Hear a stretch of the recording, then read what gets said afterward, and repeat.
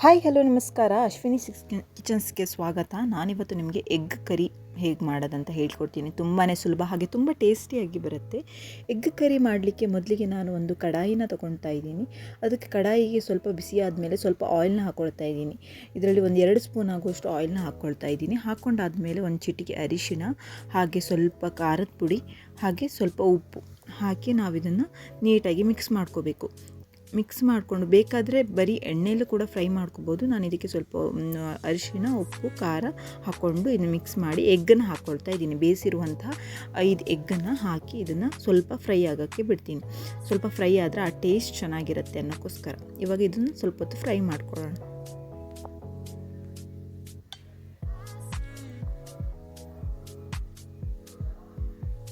ಈ ರೀತಿಯಾಗಿ ನೀಟಾಗಿ ಫ್ರೈ ಮಾಡಿ ಆದಮೇಲೆ ಇದನ್ನು ನಾವು ಒಂದು ಪ್ಲೇಟಿಗೆ ತೊಗೊಂಡ್ಬಿಟ್ರೆ ಆಯಿತು. ಆದರೆ ಆ ಕಡಾಯಿಯಲ್ಲಿರುವಂತಹ ಮಸಾಲೆ ಬೇಕಾದರೆ ಹಾಗೆ ಇರ್ಬೋದು, ಇಲ್ಲಾಂದರೆ ನೀವು ಬೇರೆ ಪಾತ್ರೆಯಲ್ಲೂ ತೊಗೋಬೋದು. ಬಟ್ ನಾನು ಇದೇ ಪಾತ್ರೆಗೆ ಮತ್ತೆ ಸ್ವಲ್ಪ ಆಯಿಲ್ನ ಹಾಕ್ಕೊಳ್ತಾ ಇದ್ದೀನಿ. ಆಯಿಲ್ ಹಾಕಿ ಆದಮೇಲೆ ಅದಕ್ಕೆ 1 ಸ್ಪೂನ್ ಅಂದರೆ 1/4 ಸ್ಪೂನ್ ಆಗುವಷ್ಟು ಜೀರಿಗೆನ ಹಾಕ್ಕೊಂಡಿದ್ದೀನಿ. ಹಾಗೆಯೇ 1-2 ಬಿರಿಯಾನಿ ಎಲೆ ಅಂತೀವಿ ನೋಡಿ, ಅದನ್ನು ಹಾಕ್ಕೊಳ್ತಾ ಇದ್ದೀನಿ. ಹಾಕ್ಕೊಂಡು ಸ್ವಲ್ಪ ಫ್ರೈ ಮಾಡ್ಕೋಬೇಕು. ಸ್ವಲ್ಪ ಫ್ರೈ ಆದಮೇಲೆ ನಾನು ಇದಕ್ಕೆ 2 ಈರುಳ್ಳಿನ ಚಿಕ್ಕದಾಗಿ ಕಟ್ ಮಾಡ್ಕೊಂಡಿರುವಂಥ ಈರುಳ್ಳಿನ ಹಾಕ್ಕೊಳ್ತಾ ಇದ್ದೀನಿ. ಹಾಕ್ಕೊಂಡು ಇದನ್ನು ಸ್ವಲ್ಪ ಹೊತ್ತು ಫ್ರೈ ಮಾಡ್ಕೋಬೇಕು. ಸ್ವಲ್ಪ ಕೆಂಪಗಾಗೋ ತನಕ ಫ್ರೈ ಮಾಡ್ಕೋಬೇಕು. ಇದು ಸ್ವಲ್ಪ ಫ್ರೈ ಆಗ್ತಾ ಇದ್ದ ಹಾಗೆ ನಾನು ಇದಕ್ಕೆ 2 ಹಸಿಮೆಣಸನ್ನು ಹಾಕ್ಕೊಳ್ತಾ ಇದ್ದೀನಿ. ನಾವು ಚಿಲ್ಲಿ ಪೌಡರು ಹಾಕ್ಕೊಳ್ಳೋದ್ರಿಂದ ಸ್ವಲ್ಪ 2 ಹಸಿಮೆಣಸನ್ನ ಕಟ್ ಮಾಡಿ ಹಾಕ್ಕೊಳ್ತಾ ಇದ್ದೀನಿ. ಇವಾಗ ಇದನ್ನು ಕೂಡ ಸ್ವಲ್ಪ ಹೊತ್ತು ಫ್ರೈ ಮಾಡ್ಕೊಳ್ಳೋಣ.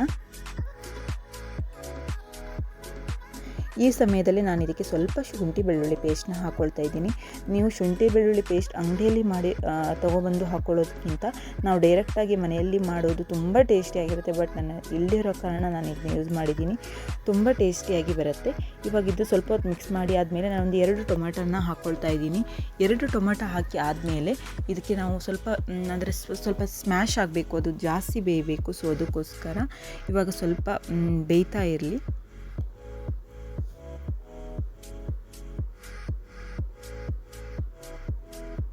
ಇದನ್ನು ನಾವು ಸ್ವಲ್ಪ ಹೊತ್ತು ಮುಚ್ಚಿ ಬೇಯಿಸ್ಕೊಳ್ಳೋಣ. ಅಂದರೆ ಮುಚ್ಚಿ ಬೇಯಿಸ್ಕೊಳ್ಳೋದ್ರಿಂದ ಸ್ವಲ್ಪ ಸ್ಮ್ಯಾಶ್ ಆಗುತ್ತೆ ಅನ್ನೋಸ್ಕರ, ಅಂದರೆ ಸ್ವಲ್ಪ ಮೆತ್ತಗಾಗುತ್ತೆ ಅನ್ನೋಕ್ಕೋಸ್ಕರ ನಾನು 5 ನಿಮಿಷ ಕ್ಲೋಸ್ ಮಾಡಿ ಬೇಯಿಸ್ಕೊಳ್ತಾ ಇದ್ದೀನಿ. ಇವಾಗ ನೀವು ನೋಡ್ಬೋದು ಸ್ವಲ್ಪ ಬೆಂದಿದೆ.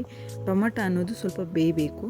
ಇವಾಗ ಬೆಂದಾದಮೇಲೆ ನಾನು ಇದಕ್ಕೆ ಏನು ಮಾಡ್ತಾಯಿದ್ದೀನಿ ಅಂತಂದರೆ ಸ್ವಲ್ಪ ಆವಾಗ ಅರಿಶಿನ ಹಾಕಿದ್ದೀನಿ, ಆದರೂ ಇವಾಗ ಸ್ವಲ್ಪ ಅರಿಶಿನ, ಹಾಗೆ ಸ್ವಲ್ಪ ಧನಿಯಾ ಪೌಡರ್, ಹಾಗೆ ಸ್ವಲ್ಪ ಗರಂ ಮಸಾಲ ಹಾಕಿದ್ದೀನಿ, ಹಾಗೆ ಸ್ವಲ್ಪ ರುಚಿಗೆ ತಕ್ಕಷ್ಟು ಉಪ್ಪು, ಹಾಗೆ ಖಾರ.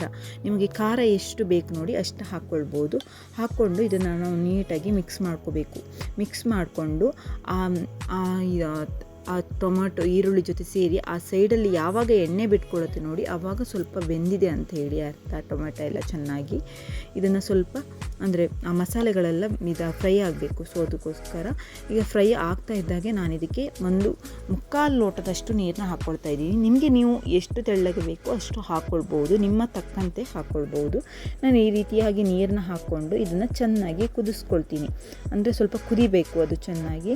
ನಿಮ್ಗೆ ಈ ಸಮಯದಲ್ಲಿ ನೀವು ಉಪ್ಪು ಬೇಕಾದರೆ ಉಪ್ಪು ಹಾಕ್ಕೊಳ್ಬೋದು, ಖಾರ ಬೇಕಾದರೆ ಖಾರನ ಕೂಡ ಹಾಕ್ಕೊಳ್ಬೋದು. ನಾನು ಈ ರೀತಿಯಾಗಿ ಕುದೀತಾ ಬರ್ತಾ ಇದ್ದ ಹಾಗೆ ನಾನು ಇದಕ್ಕೆ ಏನು ಮಾಡಬೇಕಂತ ಅಂದರೆ, ನಾವು ಮೊದಲಿಗೆ ಮೊಟ್ಟೆನ ತೊಗೊಂಡಿದ್ವಿ ನೋಡಿ, ನೀವು ನೋಡ್ತಾ ಇರ್ಬೋದು. ಈ ರೀತಿಯಾಗಿ ಚೆನ್ನಾಗಿ ಆ ಸ್ಮೆಲ್ ಘಮ ಬರುತ್ತೆ. ಆ ಸಮಯದಲ್ಲಿ ನಾವು ಮೊಟ್ಟೆನ ಫ್ರೈ ಮಾಡ್ಕೊಂಡಿದ್ವಿ ನೋಡಿ, ಅದನ್ನು ಇದರೊಳಗೆ ಹಾಕ್ಕೊಳ್ಬೇಕು. ಹಾಕ್ಕೊಂಡಾದ್ಮೇಲೆ ನಿಮಗೆ ಬೇಕಾದರೆ ಇದನ್ನು ಹಾಫ್ ಮಾಡಿಕೊಂಡು ಹಾಕ್ಕೊಳ್ಬೋದು. ನಾನು ಎಡೀನೇ ಹಾಕ್ಕೊಳ್ತಾ ಇದ್ದೀನಿ.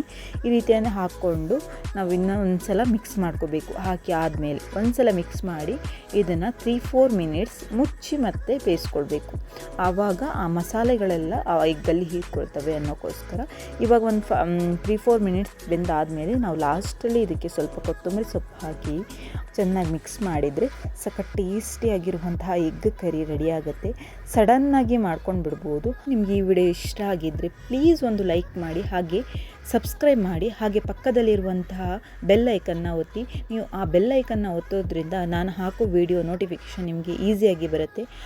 Thanks for watching.